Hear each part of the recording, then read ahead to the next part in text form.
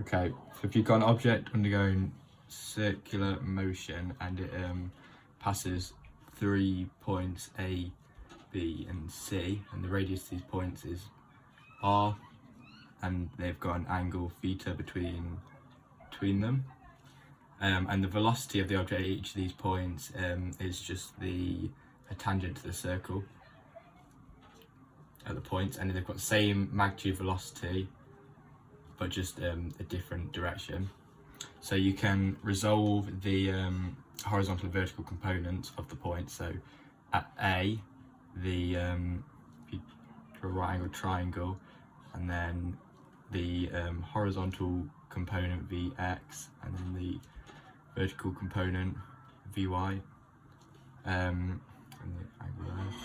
So Vy is equal to cos theta V, and then Vx is equal to sine theta V, and that's at A. Yep, so you can do the same with at point C.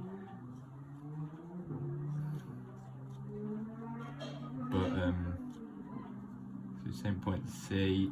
So Vy will, because it's in the same direction, will again equal cos theta V. But then Vx, because it's in the opposite direction, it will equal minus sine theta V. That's at point C. So acceleration is change in velocity over change in time. So acceleration in the y component will be your change in your y velocity over time, which is cos theta V minus cos theta V over delta t. So those two cancel each other out. So in the y component there's zero acceleration, but in the x component it would be sine theta V minus negative sine theta V, because it's passing, so at point A would be your initial velocity, at point C would be your final velocity, and obviously it's got at point A it's got a sine theta V for its initial velocity, and then at point C it's got negative sine theta V for its final. So, and then that would be over change in time, which would give you two sine theta V, that's meant to be, over change in time. Let's just get rid of some of this stuff.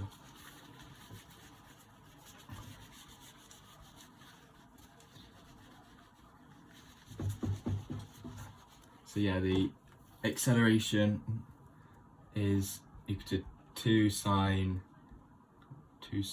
theta V over change in time.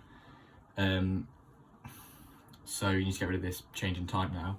So if it follows the arc length, which is s, so if the object follows the length of the arc, which is s, length of the arc is equal to 2 theta, because there's two angles, so it goes through the two angles times by the radius, and s is also, so v equals s over t, displacement over time, which we rearrange to get displacement equals vt, velocity times time.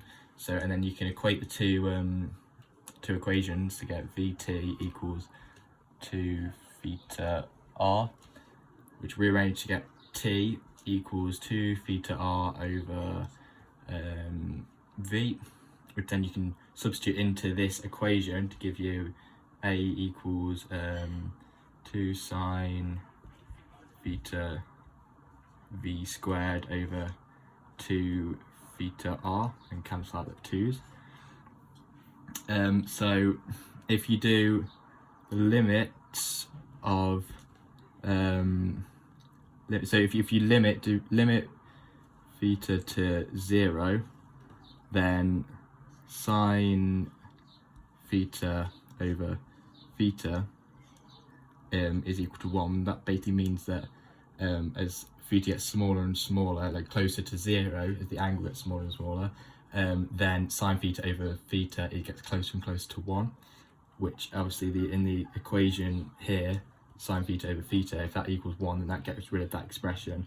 So acceleration equals v squared over r, which gives you your equation for centripetal acceleration.